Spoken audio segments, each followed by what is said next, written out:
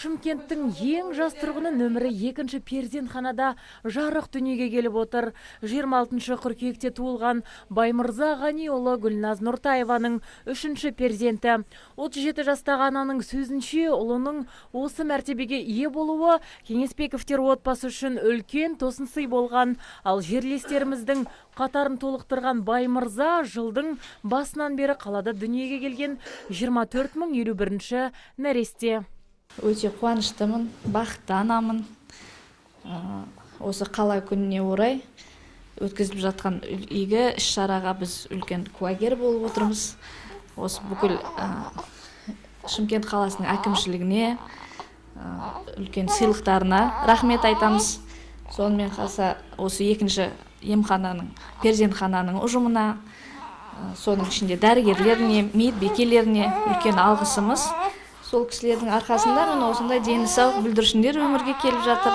Қала күнімен тұспа-тұс туылған сәбиді жергілікті билік өкілдері ескермей қалмады. Еңбекші ауданының әкімі Ғалымжан Ильясов сәбидің туу туралы куәлігін салтанатты түрде табыстады. Сондай-ақ қалалық әкімдік тарапынан баланың анасына қоларба мен нәрестеге арналған бағалы сыйлықтар тарту етілді. Қала күні қарсаңында міне арнайы қала әкімінің атынан құттықтауға келіп отырмыз. Осы құттықтауларды қабыл алыңыздар. Мына құжатын табыстауға дедім. Қала әкімінің атынан беретін сый-сияпаттары бар. Соны қабыл алыңыздар.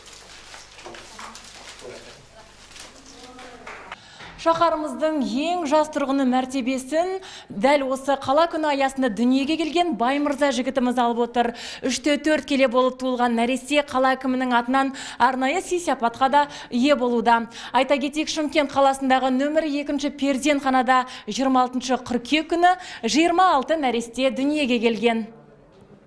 Жыл басынан бері оңтүстікте 50 мыңнан астам нәресте дүниеге келген, ал өткен жылы 80 мың сәби туылған болатын. Нөмірі 2-ші перзентхана бас дәрігерінің сөзінше, мұнда барлық жағдай жасалған. Біздің перзентханада алатын болсақ, біздің перзентханада 8 айдың ішінде 5750 нәресте дүниенің есігін ашты. Соның ішінде 40 егіз нәресте, 3 емнен 1 нәресте дүниеге келді.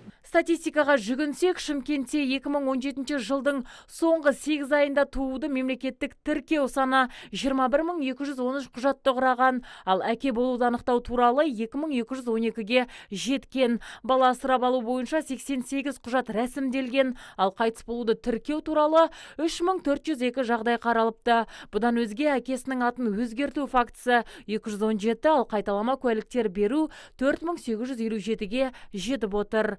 Азиза Мадияр, Антон Семенов, ТВК телеарнасының жаңалықтар қызметі.